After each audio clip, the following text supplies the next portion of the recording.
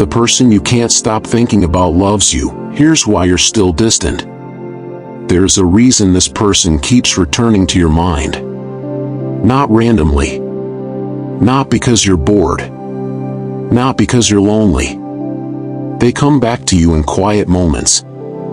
In pauses between thoughts. In the space just before sleep. And sometimes, in the middle of a normal day, without warning. You've tried to distract yourself. You've told yourself to move on. You've questioned whether you're imagining things. Yet somehow, they remain. This is not coincidence. And it is not weakness. It is connection. Hey everyone, welcome to Never Give Up. Don't forget to subscribe, hit the bell icon, and select all, because every video can change your mindset. Why you can't stop thinking about them. When someone occupies your thoughts this deeply, it usually means the emotional cord between you is still alive. Even if you don't talk. Even if circumstances pulled you apart. Even if silence has lasted longer than either of you expected. Your mind is not clinging to the past. Your heart is responding to something unresolved. You may notice. You think of them when something good happens. You imagine telling them small details of your day. You wonder how they're feeling, even when you're busy. You feel a strange pull toward their energy, not just their presence. This happens when two people are emotionally tuned to the same frequency, even from a distance. And here's the part most people don't realize. When you think of someone intensely and consistently, they are often thinking of you too, even if they don't consciously admit it. Yes, they love you, even if they don't say it.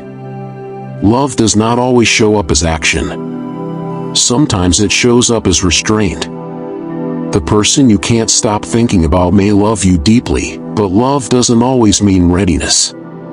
They may feel unworthy of you, be afraid of hurting you, believe the timing is wrong, carry wounds they haven't healed, fear losing you if they get closer.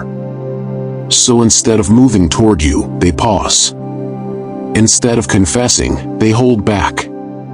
Not because they don't feel enough, but because they feel too much. You see, when love is casual, people act freely. But when love is real, people become careful. And fear begins to whisper. Why distance exists despite love.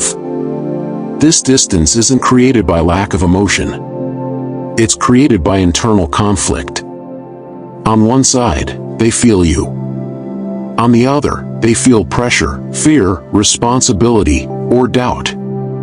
They might ask themselves questions like, what if I can't give them what they deserve? What if I ruin this? What if I'm not healed enough? What if getting closer makes things worse? So they choose distance as protection. Not protection from you, but protection from their own emotions. Distance becomes their way of staying connected without risking collapse. Why you feel the gap so strongly?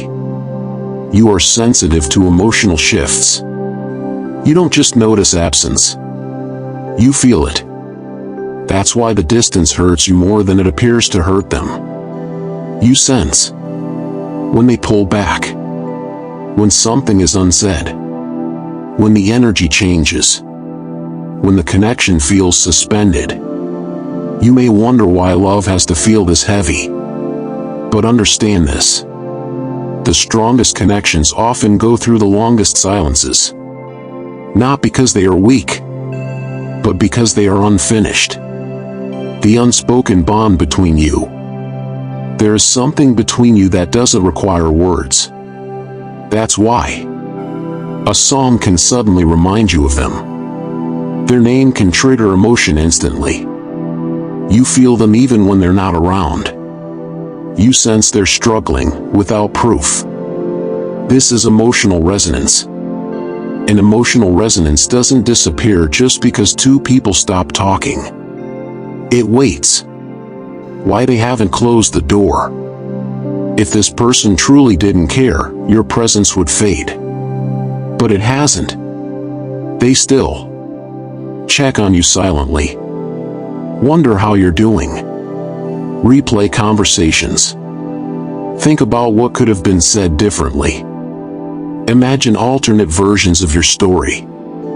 They haven't moved on completely, because their heart didn't get closure, and neither did yours.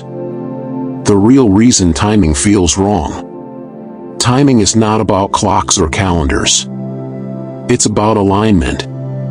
Right now, one or both of you may be healing, learning boundaries, growing emotionally, facing personal responsibilities, releasing old patterns. Sometimes love arrives before people are ready. That doesn't make it false. It makes it early. What this distance is teaching you. This phase is not punishment. It's preparation. You're learning. Patience without bitterness. Love without possession. Strength without control. Trust without certainty. And they are learning what it feels like to miss someone deeply. What silence teaches. What love costs when it's avoided. What happens when emotions are postponed. Growth happens on both sides.